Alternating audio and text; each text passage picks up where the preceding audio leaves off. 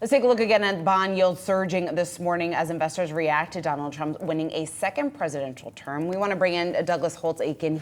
He served as director of the Congressional Budget Office from 2003 until 2005, and he is the current president of the American Action Forum, a conservative think tank. Douglas, it's great to have you here on Yahoo Finance with us. So I think when you take a look at the market's reaction this morning, very much they are viewing Trump's policies as pro-economic growth. I'm curious, how do you see this playing out under a second Trump term?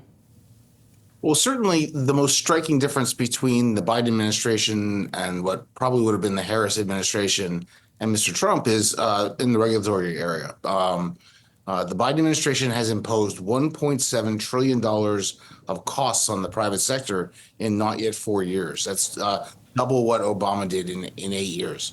During his 4 years as president, Donald Trump imposed $40 billion of regulatory costs. So it's just night and day different on the regulatory front. There's no reason to believe that that'll be any different the next time around. I think that was a key part of the surge that we saw in 2017. The small business sector, the optimism went up dramatically. I think you're seeing that again today. And then, we know the other pieces, the unambiguous good news of extending the tax cuts, perhaps getting lower corporate rate as well.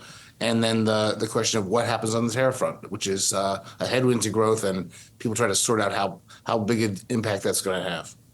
Well, how do you sort it out, Doug? I mean, I guess it's too soon to tell because we don't know what he's actually going to impose. There's been some talk, well, maybe it's just going to be a negotiating chip. It wasn't that the first time. So how do you then, as an economist, try to sort of weigh those different elements?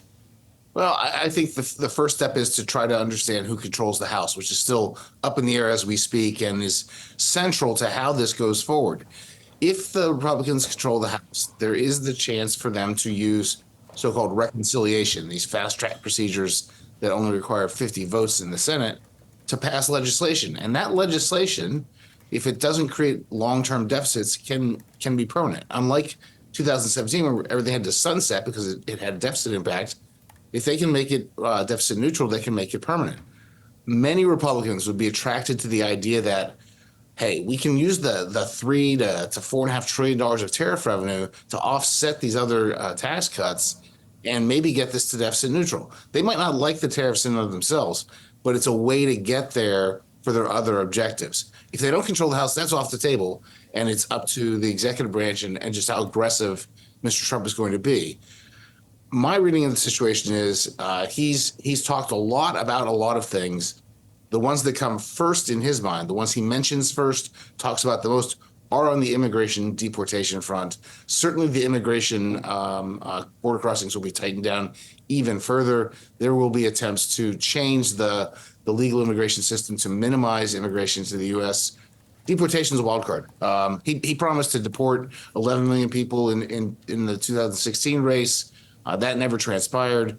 We did some work back then that said it would cost $400 or $500 billion, take about 20 years. None of that played out at all. So I've got an eye on that as well. Douglas, what about the impact that specifically is going to have on the labor market when you talk about wages, when you talk about employment numbers, and that actually turning into a challenge here for a Trump administration? I think that's a real risk that they run. The labor market has finally cooled somewhat, but the unemployment rate is 4.1%. And this is not an economy that is overflowing with excess labor. And to cut back on the source of not just low-skilled labor, we're now seeing immigration at all skill levels, and those skills are needed in the labor force. So to cut that off and minimize it, I think is a risk that I certainly wouldn't take as a policymaker, one they're going to have to consider pretty carefully. And I'll just echo what Rick Newman said about, the Fed now has to game this out as well. What do you think about tighter labor markets? Is that a possibility? How much inflation pressure comes from the tariffs? How quickly does that happen? What does that do to their plans to move monetary policy more toward neutral? Are they stuck now with a more restrictive policy? That's a headwind to growth as well. Doug, thank you so much for taking some time with us this morning. Appreciate it. Thank you.